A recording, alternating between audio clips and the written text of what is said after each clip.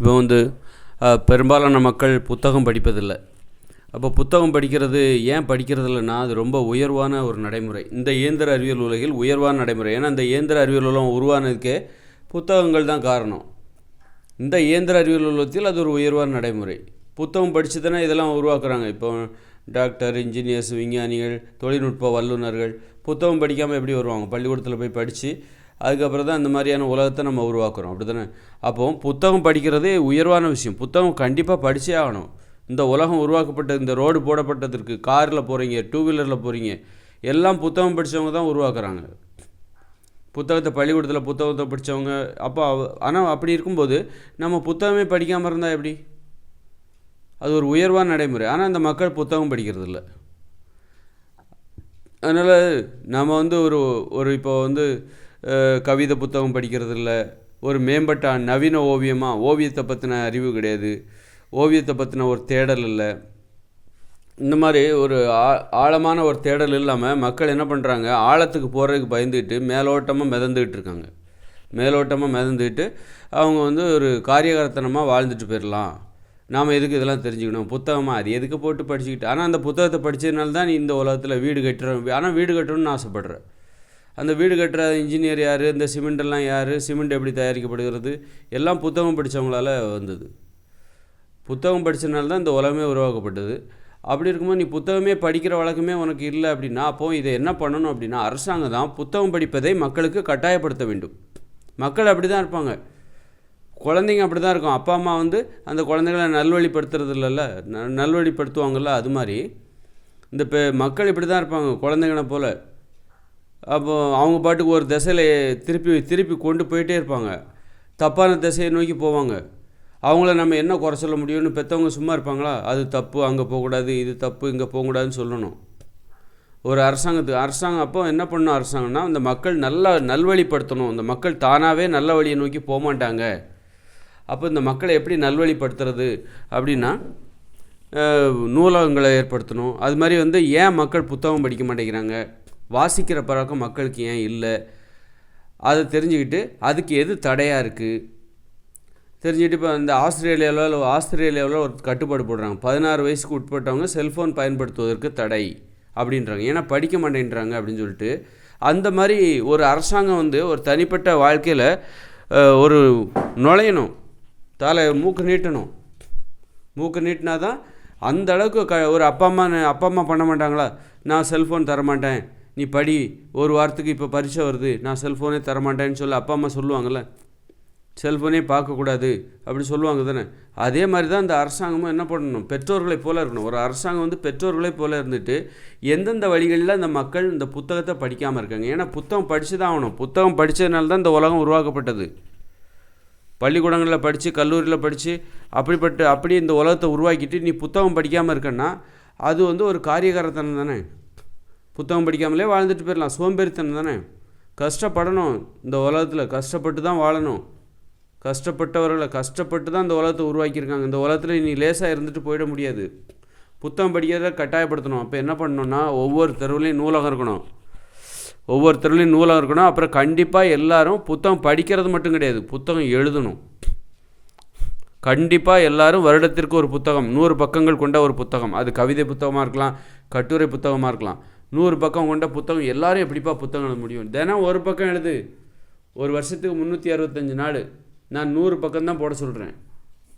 தினம் ஒரு பக்கம் புத்தகம். நான்லாம் 2000 பக்கத்துக்கு புத்தகம் எழுதி வச்சுருக்கேன். இப்போவும் எழுதிக்கிட்டு இருக்கேன். நான் புத்தகம் எழுதிக்கிட்டு இருக்கேன். டெய்லி ரெண்டு பேஜ் எழுதுகிறேன். ஏன்னா வீடியோலாம் போடுறதுனால முதல்ல 10 பக்கம் எழுதுனேன். அப்போல்லாம் நான் வீடியோ போடல. டெய்லி 10 பக்கம் எழுதுனேன். அப்படி பார்த்து 2-3 வருஷத்தில் எனக்கு 2000 பக்கம் கண்டிப்பாக என்றைக்கா ஒரு நாள் புத்தகமாக போடுவேன். இப்போ இன்றைக்கி நான் ஒரு 2 பக்கம் எழுதிட்டுருக்கேன். ஒரு 4-5 மாதத்தில் ஒரு 100 பக்கங்கள் கொண்ட ஒரு புத்தகம் போடுறதுக்கு நான் தயாராகிட்டுருக்கேன். அப்போ புத்தகம் படிக்கிறது மட்டும் அடிப்படை கடமை கிடையாது, புத்தகம் எழுத வேண்டும். அப்போ தான் உன்னுடைய புத்தகம் சார்ந்த ஒரு ஆளுமை முழுமையடைகிறது. அப்போ அதுக்கு என்ன பண்ணணும்னா, அரசாங்கம் புத்தகம் படிக்கிறத மட்டும் புத்தகம் எழுதுவதை கட்டாயப்படுத்திடணும். புத்தகம் எழுதுகிறவங்க கண்டிப்பாக புத்தகம் படித்து தானே ஆகணும். அதனால் புத்தகம் நீங்கள் கண்டிப்பாக இந்த உலகத்தில் இருக்கிற எல்லாரும், இல்லை இந்த நாட்டில் உலகத்தில் இருக்கிற எல்லாருக்கும் தான், ஏன்னா எல்லாரும் ஒவ்வொருத்தரும் 100 பக்கங்கள் கொண்ட புத்தகத்தை போட வேண்டும் அப்படின்னு போட்டுடணும். போட்டுன்னு வச்சுக்கோங்க, ஒரு சட்டம் போட்டு குழந்தைங்க முதற்கொண்டு புத்தகம் போட்டு நீங்கள் விரும்பினவங்களுக்கு நீங்கள் உங்களுக்கு தெரிஞ்சவங்களுக்கு கொடுங்க.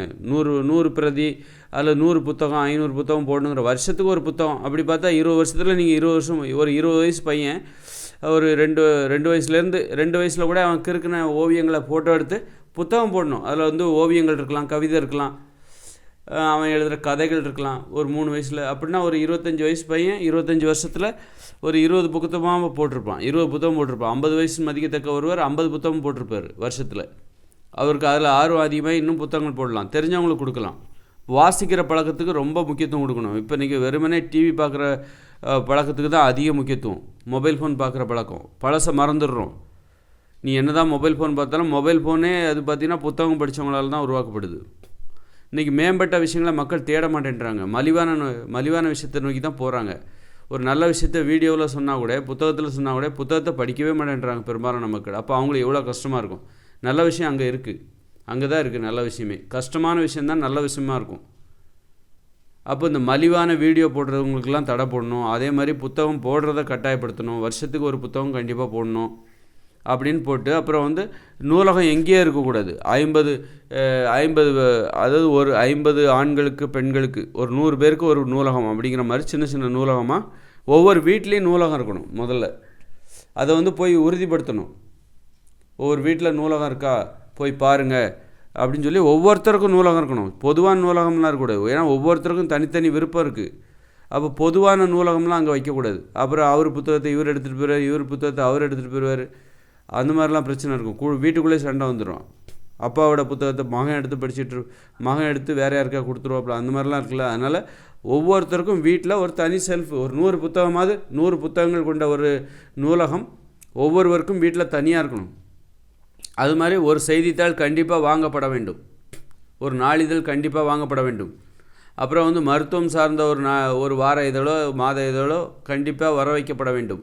அது மாதிரி வேளாண்மை சார்ந்த ஒரு மாத இதழ் அல்லது வார இதழ் ஒரு வீட்டிற்கு, அது அனைவருக்கும் பொதுவாக இருக்கலாம்.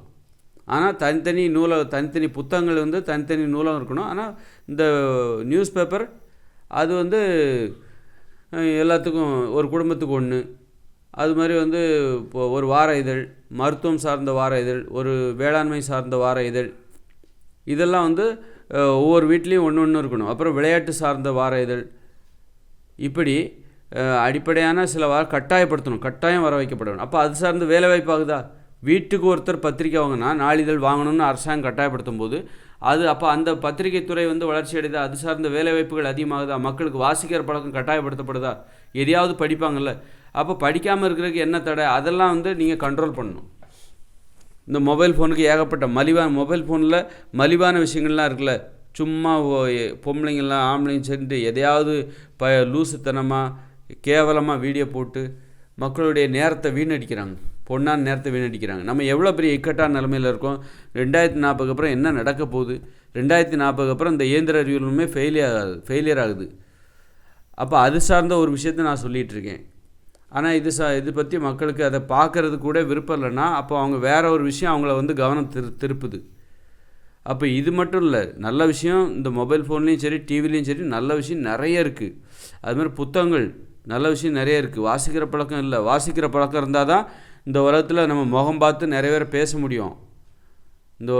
இந்த இயந்திர அறிவியலில் நம்ம பார்க்குறவங்க எல்லோரும் நமக்கு தெரியாதவங்க, அந்நியர்களாக இருக்காங்க. அவங்ககிட்டலாம் நம்ம வந்து முகம் கொடுத்து பேசணுன்னா அதற்கு ஒரு பயிற்சி இந்த புத்தகம் வாசிக்கிற பழக்கம். புத்தகம் வாசிக்காமல் இந்த உலகத்தை உருவாக்கியிருக்க முடியுமா? புத்தகம் படிப்பதை கட்டாயம் படும். என்றைக்காக இருந்தாலும் புத்தகம் வாசி தான் ஆகணும். என்ன தான் வீடியோ வந்தாலும் சரி, புத்தகம் வாசிக்கிற பழக்கத்தை என்றைக்குமே இந்த இயந்திர அறிவியல் உலகம் இருக்கிற வரைக்கும் 2040 வரைக்கும் புத்தகம் வாசிப்பது என்பது கட்டாயம் வாசித்து தான் ஆகணும். அப்போ அதை வந்து மக்கள்கிட்ட அறிவுரை சொல்லியோ விழிப்புணர்வுலாம் ஏற்படுது, கட்டாயப்படுத்தணும். நீ படித்து தான் ஆகணும். அப்போ அதுக்கு என்ன தடையாக இருக்குது? மலிவான உணவுகள்லாம் சாப்பிட்டா புத்தகம் படிக்க தோணாது. நீங்கள் பரோட்டா சாப்பிட்றீங்க, பரோட்டா அப்புறம் வந்து ஃப்ரைட் ரைஸ், உடம்புக்கு தீங்கு செய்கிற உணவுகளை சாப்பிட்டா அப்படியே புத்தகம் படித்தாலும் குப்பை புத்தகங்களை தான் படிப்பாங்க. ஒன்றுமே இல்லாத புத்தகத்துலேயும் மோசமான புத்தகங்கள்லாம் இருக்குது. ஆனால் வந்து இப்போல்லாம் குறைஞ்சிருச்சு. அப்போ மோசமான புத்தகங்கள் நிறைய இருந்தது இந்த டிவி இந்த மொபைல் ஃபோன்லாம் வர்றதுக்கு முன்னாடி. இப்போ வந்து புத்தகம்னாலே நல்ல விஷயமாக தான் இருக்குது. அது மாதிரி நல்ல உணவுகளை சாப்பிட்டா தான் நல்ல புத்தகம் படிக்கிற வழக்கம் வரும். புத்தகம் படிக்கணும் அப்படிங்கிற எண்ணம் வரும். ஒரு உயர்வு மனப்பான்மை நமக்கு இருக்கணும். ஒரு உணவு கட்டுப்பாடு இருக்கணும். அதாவது மோசமான உணவுகள் சாப்பிடக்கூடாது அப்படின்னா அது இங்கே கிடைக்கவே கூடாது. இங்கே இப்போ வந்து நான் மது அருந்தக்கூடாதுன்னா இங்கே வந்து அந்த சாராய கடைகள் இருக்கக்கூடாது. அப்போ தான் என்னால் அதை கடைபிடிக்க முடியும். அப்போ அரசாங்கம் அதற்கான ஒத்துழைப்பு கொடுக்கணும். அரசாங்கம் வந்து ஒரு அம்மா அப்பா போல், பெற்றோர்களை போல் நடந்துக்கணும் இந்த மக்கள்கிட்ட. எந்த பெற்றோராவது வீட்டுக்குள்ளே வந்து மதுபானத்தை வைப்பாங்களா? பிள்ளைகள் இருக்கிற ஒரு வீட்டில் வந்து பெற்றோர்கள் அந்த பிள்ளைகள் கண்ணுக்கு தெரியாத மாதிரி மதுபானத்தை வைப்பாங்களா? அந்த பிள்ளைகள் குடித்து கெட்டு போயிடும். சிகரெட்டை வைப்பாங்களா? ஒரு வீட்டில் வாங்கி அடுக்கி வைப்பாரா? பாட்டிலாக வாங்கி அடுக்கி வைப்பாரா? அல்லது சிகரெட்டு பாக்கெட்டு ஆன்ஸ் எல்லாம் தொங்க விடுவாரா வீட்டில்? அந்த பிள்ளைகள் கெட்டு போயிடுவாங்க தானே அப்படின்னு நினச்சி அதெல்லாம் பண்ண மாட்டார்ல. அதுபோல் தான் அரசாங்கம் என்ன பண்ணணும், இந்த மக்கள் இந்த மாதிரி மதுபானம் சிகரெட்டு இதெல்லாம் போயிடக்கூடாது அப்படின்னு சொல்லிட்டு அதெல்லாம் விற்பதற்கு தடை பண்ணணும். அப்போ நான் போராட வேண்டிய அவசியம் இல்லை. சிகரெட் பிடிக்கக்கூடாதுன்னு நான் போராட வேண்டிய அவசியம் இல்லை. மதுபானம் அருந்தக்கூடாதுன்னு நான் ஏன் என்ன போராட வேண்டியிருக்கு? ஏன்னா அது இங்கே இருக்குது, அதனால தான் நான் போராடுறேன். கண்ட்ரோல் கண்ட்ரோல் கண்ட்ரோல் அப்படின்னு நான் ஏங்க என்ன கட்டுப்படுத்திக்கிட்டு இருக்கேன்? அது இங்கே இருக்கிறதுனால தான் என்ன நான் கட்டுப்படுத்திக்கிட்டு இருக்கேன். அப்போ இங்கே இல்லைன்னா நான் நினச்சா கூட அதை குடிக்க முடியாது. ஏன்னா அது இங்கே கிடைக்கிறது இல்லையே. அந்த மாதிரி அப்போ கள்ளச்சாராயம் வைப்பாங்கன்னா அதையும் நம்ம எப்படி கண்ட்ரோல் பண்ணணும்னு யோசிச்சா அதுக்கான வழியெல்லாம் வரும். ஏன் வேலை இல்லாமல் தான் அந்த வேலையை பார்க்குறாங்க அப்படின்னா அவங்களுக்கு வந்து இந்த விவசாயத்தையே அரசு வேலையாக மாற்றிட்டிங்கன்னு வச்சுக்கோங்களேன். இப்போ இருக்கிற விவசாயிகள் அத்தனை பேரும் உங்கள் நிலங்களை அரசாங்கத்திடம் ஒப்படைத்து நீங்கள் அந்த வேலை பார்க்குற ஒரு விவசாயிகளாக வேலை பார்க்குற விவசாயத்தை அரசு வேலையை அறிவித்து அது வந்து அதனால் இந்த நாட்டுக்கு எப்படி இழப்பு ஏற்படும்? அது வந்து முதலீடு போட்டு உங்களுக்கு லாபம் தருகிற ஒரு தொழில். 10 ரூபா முதலீடு பண்ணிங்கன்னா 20 ரூபா கிடைக்கிற ஒரு தொழில். லாபகரமாக அதை பண்ணலாம். அரசாங்கத்தால் தான் முடியும். மக்கள் இன்றைக்கி விவசாயத்தை எப்படி பண்ணுறாங்க அப்படின்னா அவங்களால எது கம்மியான முதலீடு போடுற ஒரு விவசாயத்தை தான் பண்ணுறாங்க. அதிக செலவுலாம் அவங்களால பண்ண முடியாது. அதனால் குறைந்த செலவு எதுக்கு ஆகும், எந்த பயிருக்கு குறைந்த செலவு ஆகுமோ அதை போடுறாங்க. ஆனால் அது மக்களுக்கு தேவையா இல்லைன்னு பார்க்க மாட்டேன்றாங்க. அப்போ அரசாங்கம் விவசாயத்தை கையில் எடுக்கும்போது தான் இந்த மக்களுக்கு எது தேவை அப்படின்னு சொல்லிட்டு அதை பண்ண முடியும், அந்த பொருளை விளைவிக்க முடியும். இப்படி அரசாங்கத்துக்குன்னு மிகப்பெரிய பொறுப்பு இருக்குது. அரசாங்கம் தான் இந்த மக்களுடைய போக்குக்கு காரணம். இந்த அரசாங்கத்தை தேர்ந்தெடுத்தது மக்கள் தானே அப்படின்னு மக்களை வந்து நம்ம குற்றம் சாட்டுறது. அப்போ மக்களுக்கும் ஒரு பங்கு இருக்குது. ஒரு 50% இந்த மக்களுக்கு இருக்குது. 50% முக்கியமாக அரசாங்கத்துக்கு தான் இருக்குது. அதனால் அரசாங்கம் தான் அந்த மக்களை நல்ல சிந்தனைக்கு கொண்டு போகணும். அப்படின்னா அது மாதிரி பார்த்திங்கன்னா அந்த செல்ஃபோனா அதுக்கு ஒரு கண்ட்ரோல் பண்ணணும். செல்ஃபோன் பயன்படுத்துவதற்கு ஒரு கண்ட்ரோல். எப்படின்னா மத்தியானம் ஒரு 2 மணிக்கு அப்புறம் தான் செல்ஃபோனே பயன்படுத்த முடியும் அப்படிங்கிற மாதிரி ஒரு செட்டப் பண்ணிடணும். இப்போ இந்த சமூக வலைதள ஊடகங்களுக்கு ஒரு கண்ட்ரோல். அதுக்கு முன்னாடி இதை பார்க்கவே முடியாது. ஏன்னா நம்ம மத்தியானம் 2 மணி வரைக்கும் நம்ம வேலைகள் எல்லாத்தையும் நம்ம செஞ்சிடும். படிக்கிறது தொழில் எல்லாமே மத்தியானம் 2 மணிக்கே முடிஞ்சிடும். 2 மணிக்கு முடிச்சிடணும். காலையில் 6 மணிக்கே வேலை நேரம் ஆரம்பித்து விட வேண்டும். அப்போ எல்லாருமே காலையில் 5 மணிக்கு கண்டிப்பாக எழுந்திருப்பாங்கள்ல, எழுந்துதானே ஆகணும். அப்புறம் மதியம் 1 மணிக்கு வேலை நேரம் முடிந்து விட வேண்டும். அப்போ பாதி நாள் வேலை நேரம், பாதி நாள் விடுமுறை. எவ்வளோ சந்தோஷம்! டெய்லி விடுமுறை, டெய்லி வேலை நாள், டெய்லி விடுமுறை. சனி நேரம் தனியாக லீவ் விட்ருங்க. அப்படின்னா அந்த செல்ஃபோன் வந்து நம்ம பேசுகிறது மட்டும் எப்போ வேணாலும் பேசிக்கலாம். ஆனால் வந்து உள்ளே இருக்க சமூக வலைதள ஊடகங்களை பார்க்குறதுக்கான அந்த கட்டுப்பாடு வந்து மதியம் 2 மணிக்கு மேலே தான் அதை பார்க்க முடியும் அப்படிங்கிற மாதிரி. அப்புறம் இணையதளங்கிறது தனி. நீ வெப்சைட்டில் போய் ஒன்றை தேடுற, அதே நேரத்தில் ஆபாச திரைப்படங்களை தடுத்துடணும். அந்த மாதிரிலாம் கண்ட்ரோல் பண்ணி மதியம் 2 மணிக்கு அப்புறம் தான் நீங்கள் வந்து இந்த சமூக வலைதள ஊடகங்களை பயன்படுத்த முடியும்.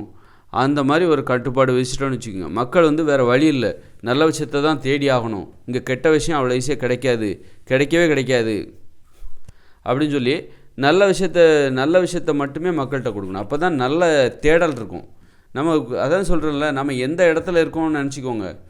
மனிதர்கள் வந்து அப்படியே முன்னேறிட்டாங்க, தொழில்நுட்பம் எதிர்காலம் இப்படியே தான் 1000 வருஷத்துக்கு போயிட்டுருக்கோம், அதனால் நமக்கு கவலை இல்லை, என்ன வேணாலும் பண்ணலான்னு நினைக்காதீங்க. 2040 இது ஃபெயிலியர் ஆகுது. அடுத்து நம்ம ஒரு உலகத்துக்கு போகணும், அடுத்த ஒரு உலகத்தை உருவாக்கணும். 2040 ஃபெயிலியர் ஆனு இங்கே இருக்க முடியாது. இப்போ நீங்கள் ஒரு காங்கிரீட் வீட்டில் சென்னையில் இருக்கீங்கன்னு வச்சுக்கோங்க, சென்னையிலே இருக்க முடியாது 2040 அப்புறம். அதை முதல்ல நினைவு வச்சுக்கோங்க. இது ஃபெயிலியர் ஆச்சுன்னா பணம்ங்கிற நடைமுறை ஃபெயிலியர் ஆகிடும். அரசாங்கத்துக்கு சம்பளம் கொடுக்க முடியாது. அப்போ அரசாங்க அமைப்பே செயலிழந்து போயிடும். இராணுவம் அதுக்கெலாம் சம்பளம் கொடுக்க முடியாது. இராணுவ வீரர்கள்லாம் இங்கே அவங்கவுங்க ஊர் இப்போ சீன இராணுவம் என்ன பண்ணுவோம், அவங்களுக்கு சம்பளம் கொடுக்க முடியாது. அப்போ சீன இராணுவ வீரர்லாம் என்ன பண்ணுவாங்க, அவங்க நாட்டுக்கு போயிட்டு விவசாயம் பார்க்க போயிடுவோம். எல்லாம் ஃபெயிலியர் ஆகிடும். அப்புறம் இந்திய நாட்டுக்கு உள்ளே வந்துடுவாங்க. உள்ளே வந்து விவசாய நிலங்களை தேட ஆரம்பிச்சிருவாங்க. அடுத்த வாழ்க்கைக்கு நம்ம போய் ஆகணும். சாப்பாடு தான் மிக முக்கியமானது, தவிர்க்க முடியாத தேவை. பணம்ங்கிறது இல்லை, பணம்ங்கிறது நடைமுறையே செயலிழந்து போயிடும். அப்போ எவ்வளோ பெரிய மாற்றம். அப்போ இன்னொரு உலகத்தை நம்ம உருவாக்கணும். இப்போ இருக்கிற அறிவியல் தொழில்நுட்பத்தை பயன்படுத்தி இப்போவே நம்ம இன்னொரு உலகத்தை உருவாக்கணும். அப்படி இருக்கும்போது அதற்கான வரைபடம் என்னிடம் இருக்கிறது. அதனால தான் என்னுடைய வீடியோவை கஷ்டமாக தான் இருக்கும்.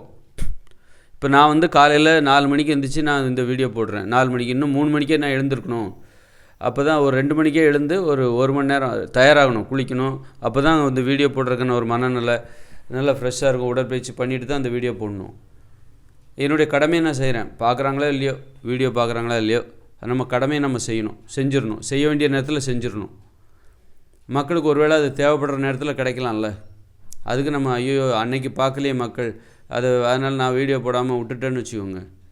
ஐயோ மக்கள் வந்து ஒரு கட்டத்தில் வந்து ஏதாவது நல்ல அரசாங்கம் வந்து இந்த மக்களை வந்து நல்வழிப்படுத்தும் போது, நல்ல தேடல் மக்களுக்கு வரும்போது, அப்போ இந்த வீடியோ வந்து நம்ம அப்பா வந்து யோசிக்கக்கூடாது. நம்ம அந்த வீடியோ அன்றைக்கி போட்டிருக்கலாமே, இன்றைக்கி இருக்கிற மக்கள் நல்லா தேடல் நல்லா இருக்கே அப்படின்னு அவங்க யோசிப்பாங்க. அந்த மாதிரி நம்ம எந்த இடத்துல இருக்கோங்கிறது முதல்ல நல்லா தெரியும். எந்த சூழ்நிலையில் இருக்கோம், 2040 அப்புறம் என்ன நடக்க போகுது, இது சாதாரண விஷயம் கிடையாது. 2040 அப்புறம் இந்த உலகம் ஃபெயிலியர் ஆகும்போது இன்னும் நிறைய பிரச்சனைகள்லாம் சந்திக்க போகிறோம். என்னென்னா இன்றைக்கி மருந்து சாப்பிட்டா தான் உயிர் வாழ்வேன் அப்படிங்கிற நிலைமையில் நிறைய பேர் இருக்காங்க. இதய நோயாளிகள் இருக்காங்க, தைராய்டு பேஷண்ட் இருக்காங்க. மருந்து சாப்பிட்டா தான் அவங்களால உயிரே வாழ முடியும். இல்லைன்னா அவங்களுக்கு வந்து தைராய்டு பேஷண்ட்லாம் அங்கே வலி வந்துடும், பயங்கரமாக வலி வந்துடும். மருந்து சாப்பிட்லன்னா அவ்வளோதான். அந்த மாதிரி ஆங்கில மருந்துக்கு அடிமையாக இருக்காங்க. டயாலிசிஸ் பேஷண்ட்டு லட்சக்கணக்கில் இருக்காங்க. அதோட எண்ணிக்கை இன்றைக்கி கோடிக்கணக்கில் கூட உயரும். டயாலிசிஸ் பண்ணால் தான் அவங்களால உயிர் வாழ முடியும். இல்லைனா 5 நாள் கூட உயிர் வாழ முடியும். இதய நோயாளிகள் மருந்து மாத்திரை சாப்பிட்டு தான் இந்த இதய அடைப்பு, அதுக்கு தொடர்ந்து அவங்க மருந்து மாத்திரை சாப்பிட்டுக்கிட்டே இருக்கணும். இல்லைனா அவங்க வந்து இறந்து போயிடுவாங்க. அப்படிப்பட்ட அந்த மருந்துக்கு அடிமையாக இருக்காங்க. அப்போ 2040 அப்புறம் உங்களுக்கு மருந்தே கிடைக்காது. அப்போ அவங்களோட அப்போ மருந்து இல்லைன்னா இங்கே எத்தனை பேர் இறந்து போவாங்கன்னு நினச்சி பாருங்க. அப்போ நம்ம வந்து இப்போவே அவங்களுக்கு மாற்று வழியை தேடணும். மருந்து இல்லாமல் அவங்கள உயிர் வாழ்வதற்கான ஏற்பாடுகள் எதாவது செய்ய முடியுமா? இப்படி மிக இக்கட்டான நிலைமையில் இருக்கும்போது அதை பற்றி கொஞ்சம் கூட கவலை இல்லாமல் கூத்தடிச்சிக்கிட்டு இருக்கிற உலகமாக இருக்குது. அதனால் நான் சொல்கிறத வந்து இந்த வீடியோ முதல்ல வந்து வந்தாலும் மக்களை நல்வழிப்படுத்தணும். உணவில் வந்து தகாத உணவில் இங்கே விற்பனை செய்யக்கூடாது. ஏன்னா அப்போ தான் நல்ல தேடல் வரும். உணவில் நல்ல தேடல் வரணும். இப்போ நான் இப்படி பேசுகிறனாலே எனக்கு உணவு கட்டுப்பாடு இருந்தால் தான் பேச வரும். நான் எல்லா மக்களையும் போல் சும்மா தோசை, இட்லி, பரோட்டான்னு சாப்பிட்டுட்டு இருந்தேன்னு வச்சுக்கோங்களேன், இந்த வீடியோ போடுறதுக்கு எனக்கு ஒரு தகுதியே கிடையாது. இந்த வீடியோ போடணுன்னா, இப்படி பேசணுன்னா எனக்கு ஒரு உயர்வு மனப்பான்மை தேவை. நான் வந்து ஒரு தாழ்வான நோய்களை தருகிற உணவில் சாப்பிடும்போது இந்த மக்களுக்கு நான் ஒரு கருத்தை சொல்கிறதுக்கு எனக்கு தகுதி இல்லாமல் போயிடும். ஒரு முன்மாதிரியாக இருந்து ஒரு வீடியோ போடுறதுக்கு எனக்கு ஒரு தகுதி இல்லாமல் போயிடும். அதனால் உணவுகள் இங்கே தவறான உணவுகளை முதல்ல நிறுத்தினா தான். அப்போ தான் இப்போ பரோட்டாவுக்கெலாம் கேரளாவில் தடை போட்டாங்க. பரோட்டா பீஃப் கறி அப்படின்னு சொல்லி அவங்க ரொம்ப அதை பெருமையாக பேசுவாங்க. ஏதோ அவங்களுடைய பாரம்பரிய உணவு மாதிரி. அந்த அளவுக்கு அடிமையாக கிடந்தாங்க. இப்போ அதுவே அங்கே கிடையாது அப்படின்றாங்க. அந்த மாதிரி ஒரு அரசாங்கம் வந்து தனி மனித வாழ்க்கையில் ரொம்ப அக்கறையோடு செயல்படணும். அது மாதிரி இந்த மதுபானம் அதெல்லாம் வச்சு அரசாங்கம் பொருளாதார செலவு அதெல்லாம் கணக்கு போட்டு அதெல்லாம் நாங்கள் விற்கிறது இல்லைன்னா வேறு வழி கிடையாது அப்படின்றாங்களா, அதெல்லாம் தடுத்துருங்க.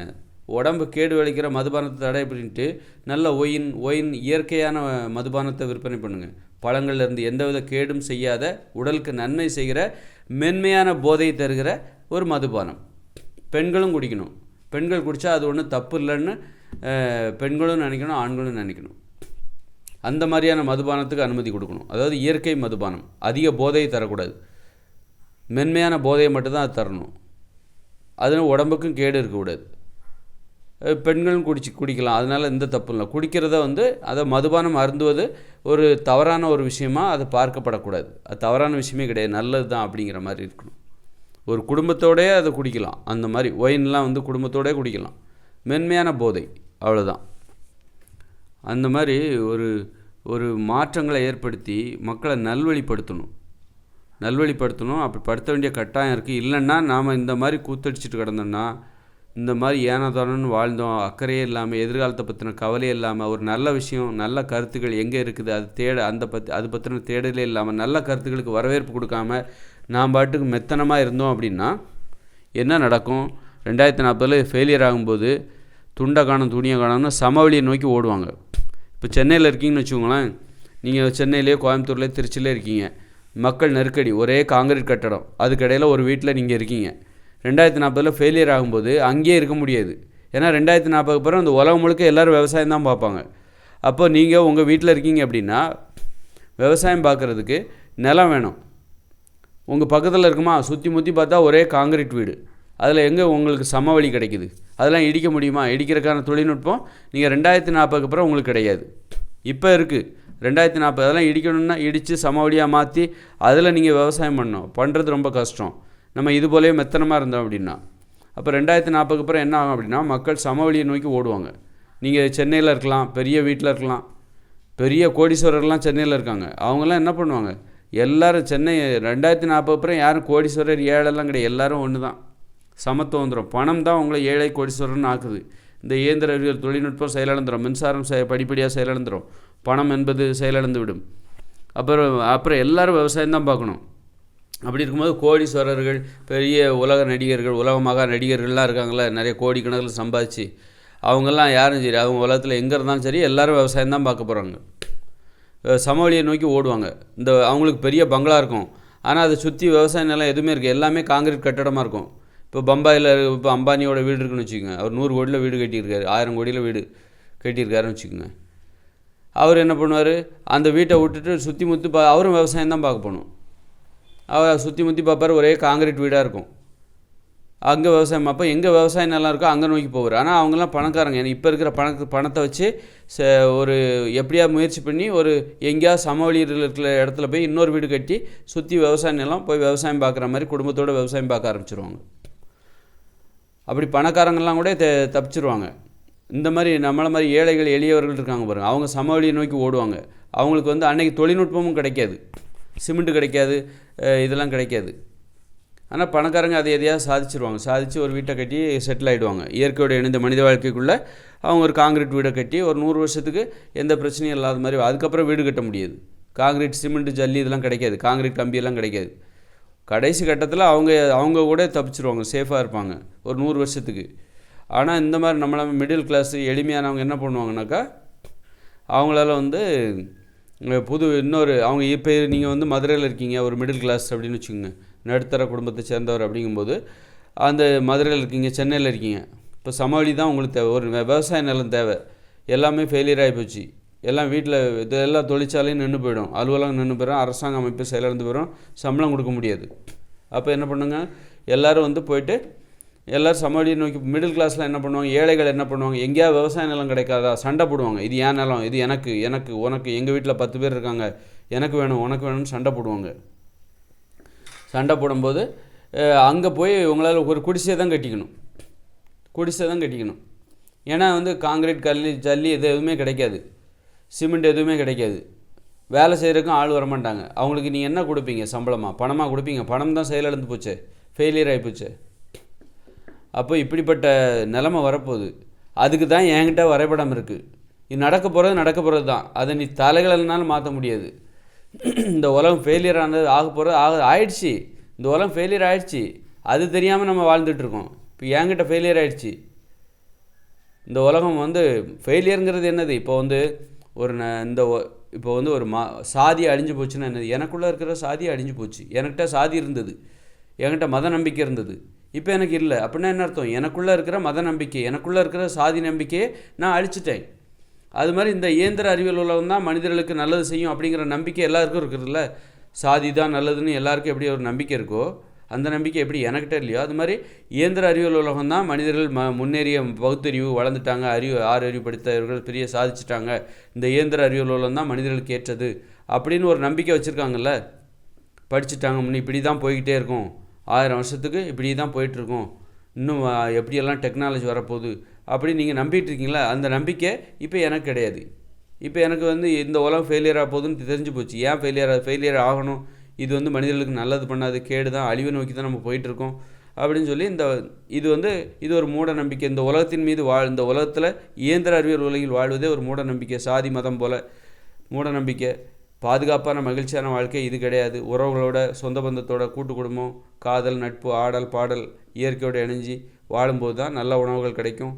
இந்த மாதிரி பேக்கரி உணவுகள் இதெல்லாம் அங்கே கிடைக்காது. அப்போ உடல் ஆரோக்கியம் வேறு வழியே இல்லாமல் கிடைக்கும், நோய் இல்லாமல் வாழலாம். அதுதானே மனிதர்களுக்கு தேவை. அப்போ ஆடல் பாடல் தினமும் ஆடணும், அப்போ அந்த வாழ்க்கை அதுதான் சரி, அப்போ அதுதான் மாறப்போகுது அப்படின்ட்டு எனக்கு இந்த இயந்திர அறிவியல்களும் என்னிடத்தில் அழிந்து விட்டது. ஃபெயிலியர் ஆகிடுச்சு என்கிட்ட அந்த ஃபெயிலியர். நானும் படித்தேன், முதுகலை பட்ட படிப்பு வரைக்கும் படிச்சிருக்கேன்.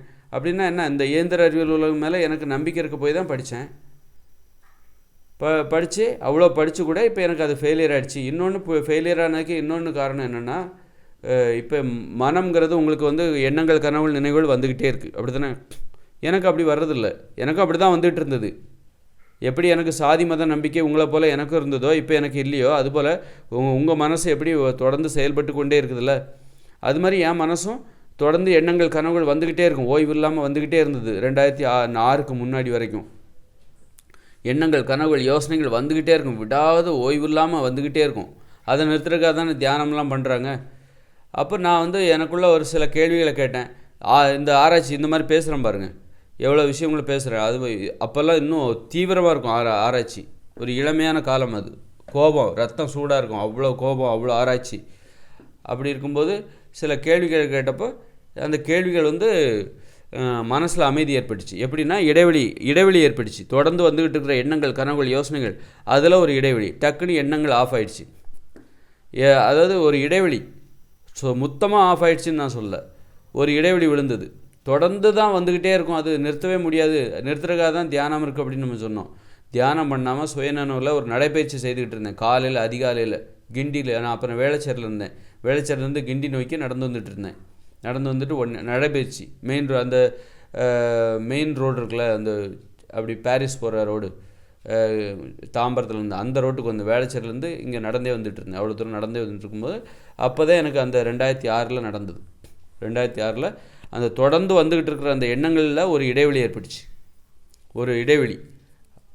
இப்போ வந்து படிப்படியாக நான் அதுக்கப்புறம் நிறைய கேள்விகள் அதுக்கப்புறம் அப்போ தான் நான் அதுக்கு முன்னாடியே நான் கேள்வி கேட்டுட்டு தான் இருக்கேன். இங்கே இருக்கிற எல்லா குழப்பங்களும் கேள்வி கேட்டு ஆராய்ச்சி பண்ணி எனது எண்ணங்கள் கனவுகள் யோசனைகள் இப்போ பார்த்தீங்கன்னு வச்சிங்களேன், ஒரு எண்ணம் வரும், கொஞ்ச நேரம் கழித்து தான் இன்னொரு எண்ணங்கள் வரும். நான் தியானம் பண்ணுங்கிற அவசியமே இல்லை. எனக்கு தியானமும் ஒரே ஒரு வாட்டி தான் வந்தது, அதுக்கப்புறம் எனக்கு அது தேவையில்லை. இப்போ வந்து ஒரு எண்ணம் வரும், அப்புறமா ஒரு யோசனை வரும், அப்புறம் கொஞ்ச நேரம் கழித்து வெற்றிடமாக இருக்கும், அப்புறமா பார்த்தா ஒரு எண்ணம் வரும். இதுதான் இப்போ எனக்கு. இப்போ அதாவது எண்ணங்கள் இப்போ உங்களுக்கு தொடர்ந்து வந்துக்கிட்டே இருக்குன்னா என்ன அர்த்தம்னா, அது கடினமாக உழைச்சிக்கிட்டே இருக்குது. ஒருத்தர் உழைச்சிக்கிட்டே இருக்கார், உட்காராமல் உழைச்சிக்கிட்டே இருக்காருன்னா என்ன நடக்கும்? அதுதான் கடின உழைப்பு. காலையில் ஆரம்பித்தவர் உழைச்சிக்கிட்டே இருக்காரியா, அதானே இங்கே நடந்துகிட்ருக்கு இந்த உலகத்தில். கடினமாக உழைக்கிறது, ஓய்வே இல்லாமல் உழைக்கிறது, சலிக்காமல் உழைக்கிறது, இடைவெளி இல்லாமல் உழைக்கிறது. அதுக்கு அடிப்படையே மனசு தான் காரணம். மனசு தொடர்ந்து உழைச்சிக்கிட்டே இருக்குதுல்ல, அதுதான் காரணம். இப்போ எனக்கு அந்த மாதிரி உழைக்கிறது இல்லை. அது என்னென்னா அப்படி தான் உழைச்சிட்டு இருந்தது. உங்களை விட அதிக வேகத்தோடு உழைச்சிது, அதிக கோபத்தோடு உழைச்சிது.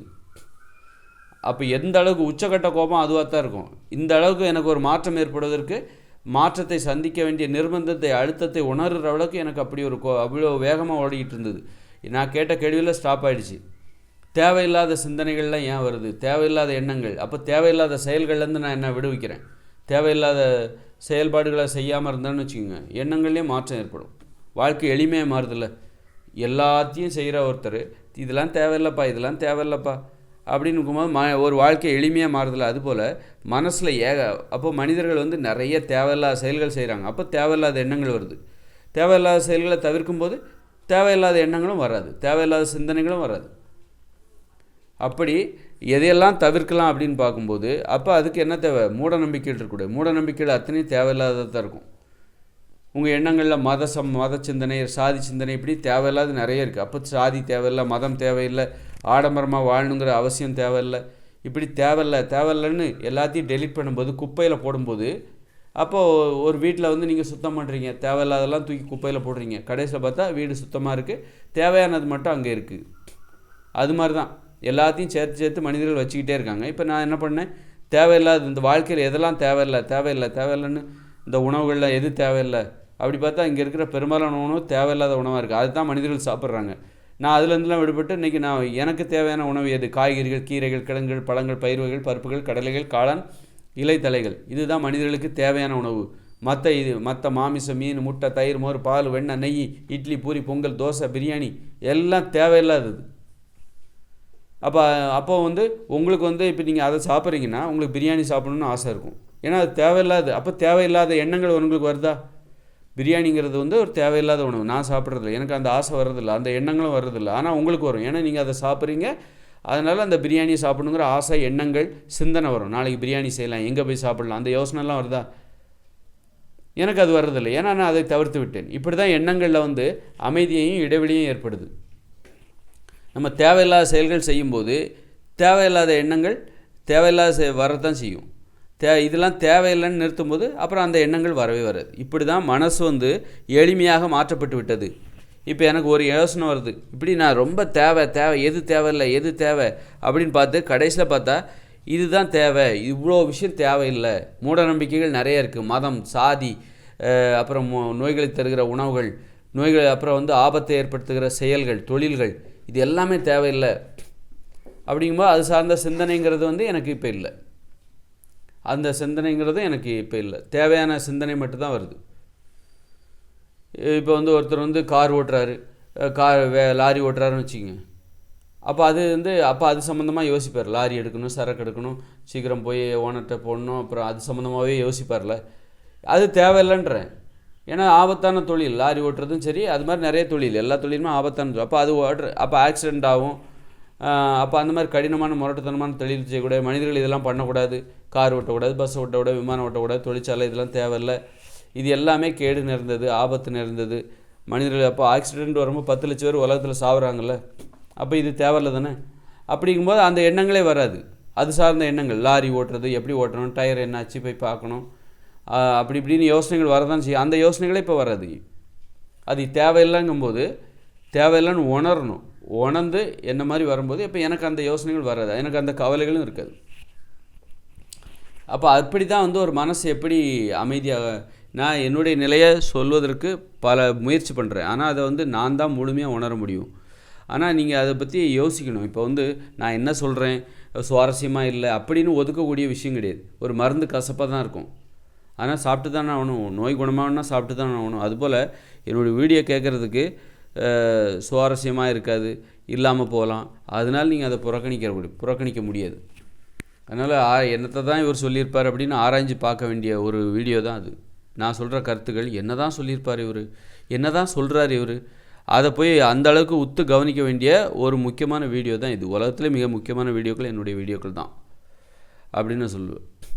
அதனால் வந்து மட்டமான தேடலிருந்து மக்களை மீட்டெடுத்தால்தான் இந்த மக்கள் வந்து நல்ல விஷயத்தை தேடுவாங்க.